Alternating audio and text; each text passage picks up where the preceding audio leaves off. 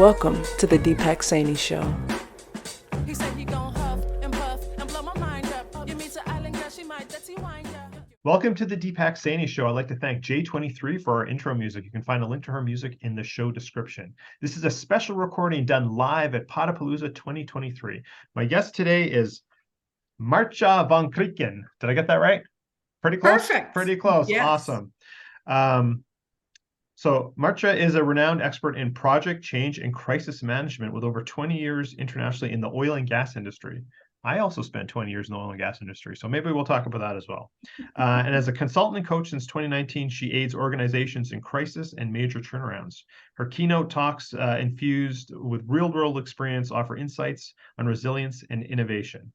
Her leadership style is marked by clarity and empathy, guiding teams through chaos to success. And we'll probably talk about some chaos as well. So Maartje, again, thank you. Welcome to the Deepak Saini Show. Very happy to be here. Excited to get to talk to you live on air. Yeah. So 20 years in oil and gas industry, and then you sort of in, organizational and change and chaos control. Those are not words you use. I'm making that up right now. But how did you get into this? Most little girls probably don't think like, that's what I'm going to do when I grow up. No, not really. So I grew up in a town in the Netherlands that has one of the 3 boarding schools in the Netherlands. So it's not a normal concept. So at age 12, I encountered all these kids coming to my class who had lived all over the world. And at that point, I thought, this is what I want. So fast forward, I studied engineering, and engineering is a good degree if you want to travel the world and see some.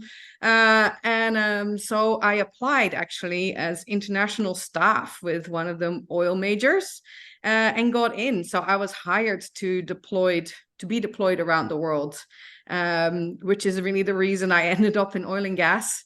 And once I joined, it took me a while to figure out where I fit in, right? Because I hadn't really thought beyond that. So as soon as I joined, companies that big have a lot of structures, right? And there's career ladders and pre-prepped paths that you should walk and how you should live your life and where to go. And I tried to stick to that for probably the first 5-6 years of my career. Until I reached the point that I realized that I probably didn't fit very well between the lines, and I had a major personal crisis and realized that I had more value coloring outside the lines between people who are all really good and hired to color in the lines. So that's kind of the point when I started developing my own superpower. And had lots of joy in a career like that. If there's something to say about that industry, it's huge. Any job that you could think of exists, any role that you could think of exists.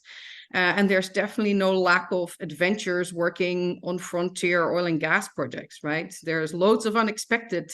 And I realized that if you hire a lot of people who are good at coloring in between the lines and you're good at making the connections between, then that becomes a skill set on its own. And so that's what I enjoyed, making all these people who are really good in their own jobs click well together and get them back on their path when the team lost the path a little bit. Awesome. So many questions here. So first off, what kind of engineer are you? In industrial design engineering. So I got trained in innovation management. So I got trained to design consumer goods, none of which you find in the oil industry. Okay. And then if you can't share or you don't want to share, that's totally fine. But what major did you work with? I worked with Shell, the Dutch oil company. Okay. Sure. Yes. Sure. Of course. Yeah. Yeah. And again, if people who know I alluded to it in their intro, and people may or may not know, I spent 20 plus years in the oil and gas industry here in Canada as well. I'm a CPA by first profession, so I'm more on the finance and accounting side, but certainly aware of all those type of things in the industry as well. Very cool. Where is the most interesting or off the beaten path did your career take you? Yeah, I think there's lots of answers to that because not too long into my career, I got to do a development role that was a travel job.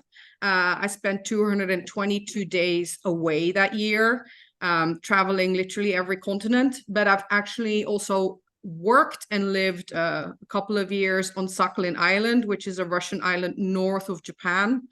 I've never even heard of that. Oh, that's cool. Sounds interesting. Yeah, Anyway, maybe it wasn't doesn't have cool, a but- huge population. That's definitely off the beaten path. But I also spent time in India, but then supporting a project on the Iraq-Iran border in Iraq. You know, which at the time it's slightly more accessible now, but at the time was still pretty hard to get into. I've worked in Africa, replacing team members as an interim staff or helping get projects off the ground or deal with claims, etc. I've worked out in Brunei, which is half of an island in Indonesia with its own royal family, etc. So yeah, I've seen the corners, I would say. So I want to share like a little anecdote before I ask my next question to you. So I have a friend who's a lawyer by trade, so negotiating. He kind of found his way in the oil and gas industry as well, negotiating contracts and that sort of thing, usually from head office. But this is a number of years ago now. He was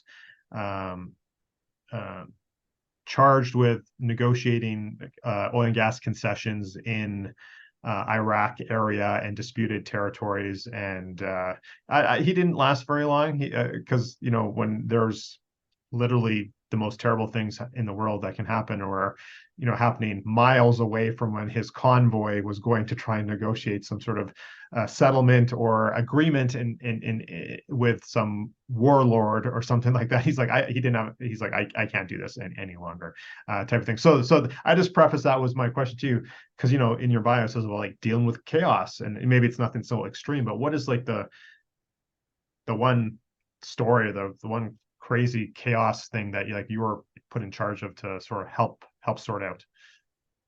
Well, I think the Iraq project lent itself for plenty of interesting chaos projects. I remember when I had to go there for the first time, you have to go through all this security and safety training. You have to fill out proof of life paperwork and other weird things. And we flew into Basra, which is a closed-off airport. So then you need to be taken off to the airport to what's called the Dust Bowl, where you meet your transport to go to the oil field, right? And we finally made it to it was for me the first trip. Probably nobody else in the group that I had to travel to the oil field with was relatively new. But we got there, and it turned out that two of the guys who were quite drunk were actually in our group.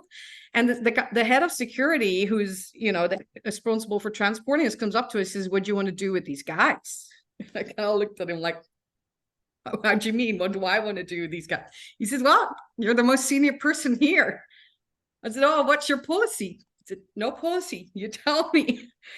And I just felt this absolute panic, right? Because it's a 4-hour drive or so, could be much longer, past checkpoints. It's just past Ramadan. These guys were chatty. I don't know how this works. And I look around, what do we do now, right? So I took a deep breath, and I'm like, okay, what do I know? What do I know, right? And I'm like, okay, we have 3 buses. We could put these guys in different buses at the back. There was some nervous laughter, and one of the guys kind of mumbles. He said, "Well," he said, "I could go sit next to them, and if they get really obnoxious, I can knock them out." And we were all laughing. But I kind of went like, yeah, well, that might be the solution, right? There's no more flight back, and we have to take these guys, and we have to keep everybody safe. So from that, we started a conversation, came up with a plan, and brought them back. But it's those kind of deep ends, right, that you find yourself being looked at, say, what do you want to do? And you're like, there's an expression in Dutch that says, in the land of the blind, one eye is king. And often to myself in the situations, I'm like, okay, I guess I'm one eye, right? Somehow people decided that I'm the one who has to figure this out, even if I'm not the one who knows this, right? Or is the expert here. And I think, as I said, everybody there was more experienced in coming there than I was. It was my first time out there. But none of them felt authorized, right? So I was still one eye. And as soon as I started talking and kind of engaged them and said, well, we need to somehow get there. So what are we, let's figure this out. I kind of invited them in to contribute, and we got that one was where we got it resolved pretty quickly. Sometimes, I work in many situations where that takes longer, but to me, it's a good example of how to start climbing out, right? One step in the moment. Somebody needs to take the deep breath and kind of go like, okay, I'll start moving. Action is reaction. If I start moving, I'm bound to start bringing others along. You know, you brought up an interesting point that just popped in my head. So, you know, in this example you just gave, like you were the senior person at that moment, but you know, for people who don't know, and it's getting better now, right? But like even I go back 20 plus years ago when I first got in industry, and again, I was more in the office, not in the field, but very male dominated industry. And then you're going to places where the traditions and cultures might be more male centric than female centric. Do you ever find yourself in any sticky situations where it's like, yes, you're the senior person, but maybe you know there was some conflict, or because you're a woman and what have you, that sort of thing? Yeah, definitely, right? Because on that trip too, first of all, in that situation, I was the only woman there. That didn't matter necessarily in that setting, but I was there to go and look at some sites which are outside the security bubble of the field. So looking at new places to develop.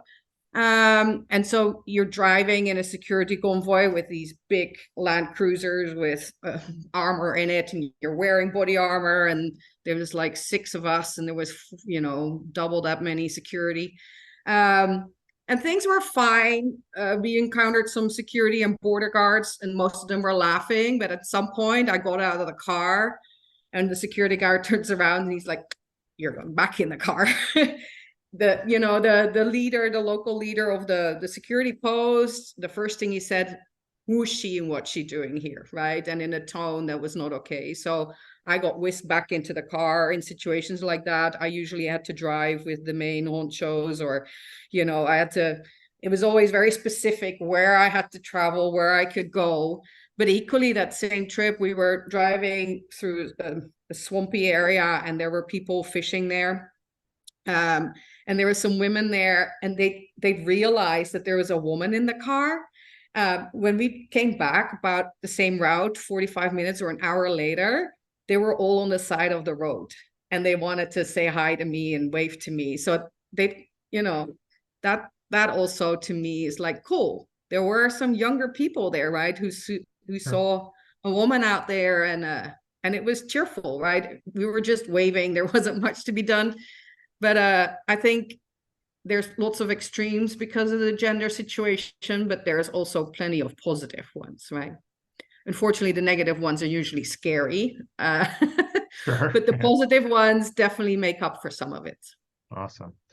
Yeah. So obviously that was kind of like your past. So maybe you could just tell the audience a little bit more, like what is your focus now currently? Like what you know, you do some kind of working with like entrepreneurs and leaders, and maybe explain that for us. Yeah. So what I learned is that as I said, I like coloring outside the lines a bit, right? Or in between, swimming between the lanes. I think I have fast eyes because I've been an outsider. And because also I've worked everywhere, and I speak several languages, I think I'm so much better able than many to see miscommunications, to see when somebody trying to do something, but it doesn't come across because they are the different one. And so I learned that I see gaps, or I can connect dots quicker than others. And I really enjoy doing that because when people are lost or stuck, and you can be kind of their energizer bunny and bring them back on a path so they can do it themselves again, that feels empowering to me too, right?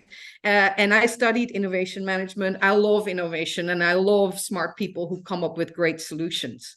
I found that I'm not one of those, but if I can help people who are on great paths to do things and develop products that this world needs, or, you know, resolve crisis or resolve problems that need resolving, or organize things, etc. And if those people get stuck and I can help them get unstuck so they can continue delivering, then indirectly I can still help make this world a better place, right? And a more equitable place for all. So that's where my passion comes from to do this. And I found, as a woman, that's the downside as a woman in oil industry, right? At some point you get to a level where you're really a bit of a unicorn. And so what the company wanted with me as a woman and what I wanted were no longer aligned. So yeah, we split paths, and I continue to do what I love doing, which is helping teams and organizations get back on track, right? Be kind of their temporary power bank to get moving again. Sure. And I do this for entrepreneurs, but I've also done it in the COVID response for nonprofit party organizations, etc. Right? So, yeah, it doesn't necessarily hinge on being in the oil and gas industry. Sure. I would say these problems are quite universal. You find them more in fast-paced industries, right, or fast-paced business environments, or companies that are growing or changing at extreme pace, right? It's usually when the pace changes and the pressure is on that people get temporarily a bit lost in their tracks.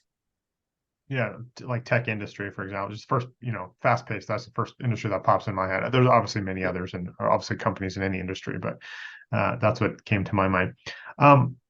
By no means am I going to try and like compare myself to you, but I'd love to get your response to this.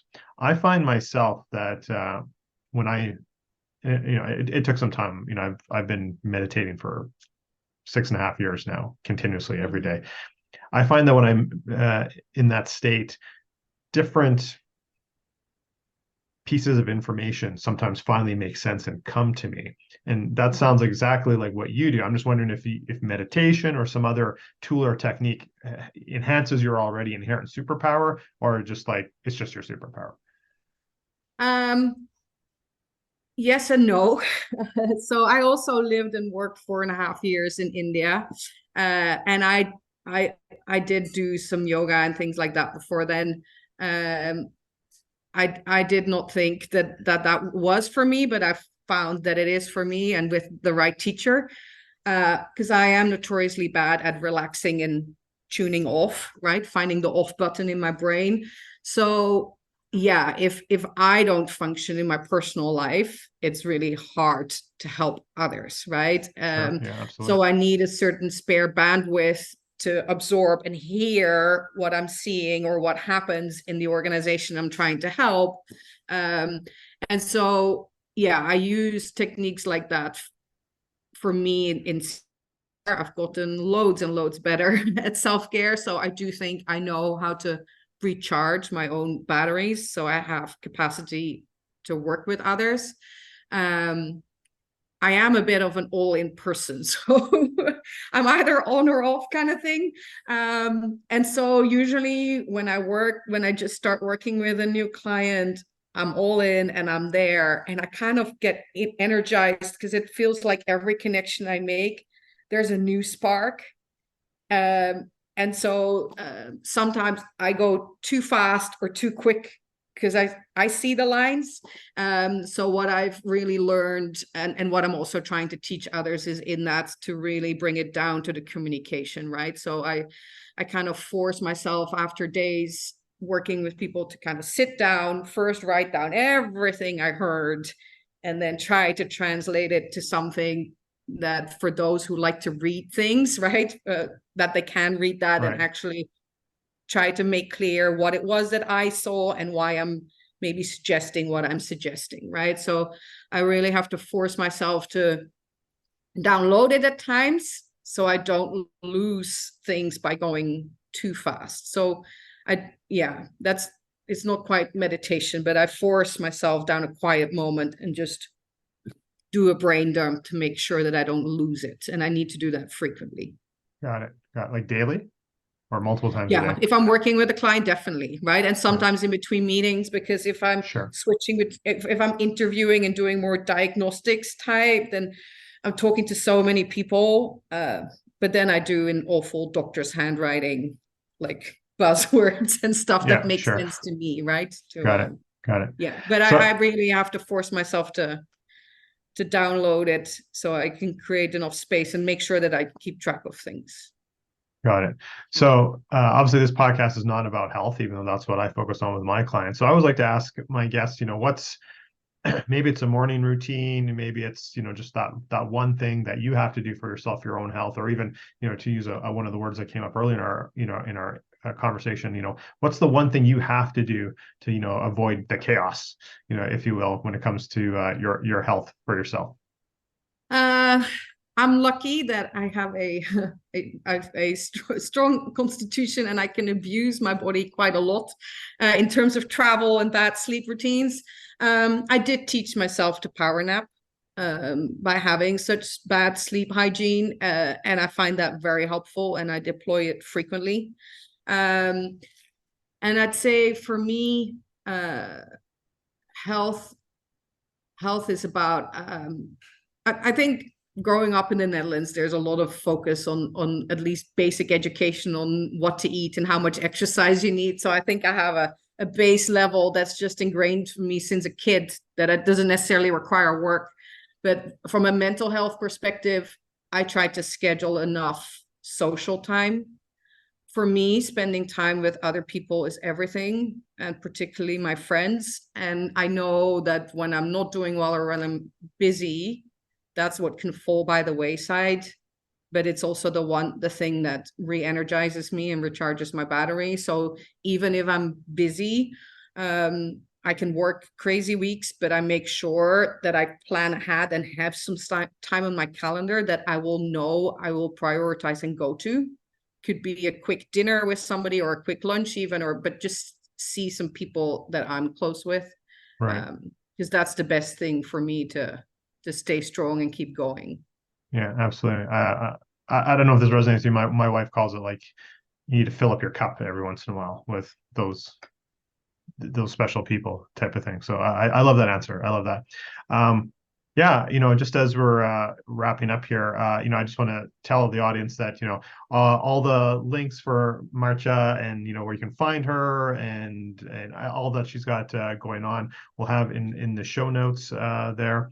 Is there, maybe one last, golden nugget, words of wisdom that you'd like to leave the audience with? Well, I think two.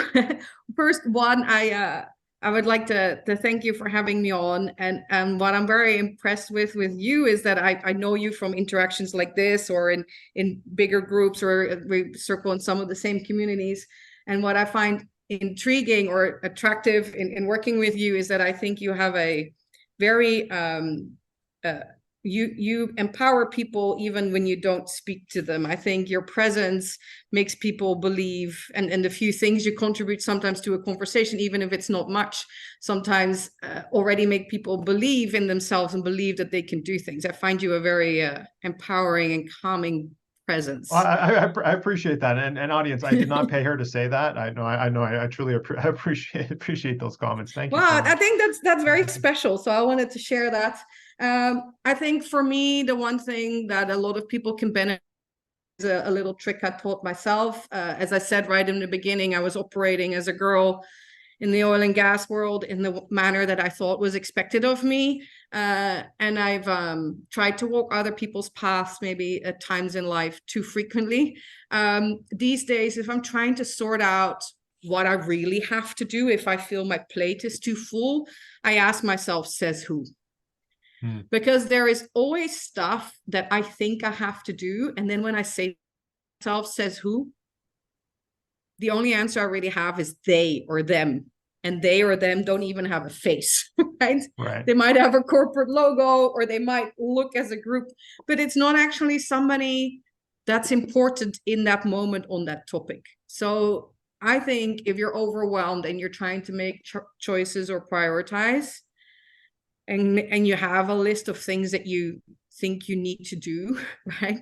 Ask yourself, says who? And it's pretty amazing how many things dwindle down to the bottom of the priority list pretty quickly. I love that. I think more people need to ask themselves that type of question. So thank you for bringing that up. That's myself included. So I love that as a last takeaway here. So I want to thank you again for being a guest on the Deepak Saini Show. I really appreciate it for the special episode here at Potapalooza.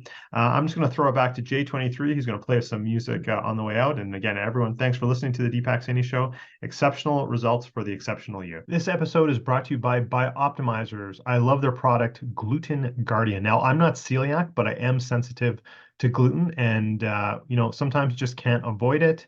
You're out. Sometimes you just want to celebrate that birthday cake that your kids made, what have you. So I'll pop a couple of these pills just to help mitigate the inflammation and help break down the gluten that I may ingest sometimes. So Gluten Guardian also works with dairy as well. I take these occasionally, and click the link and you can save 10% off at least, if not more. Cheers.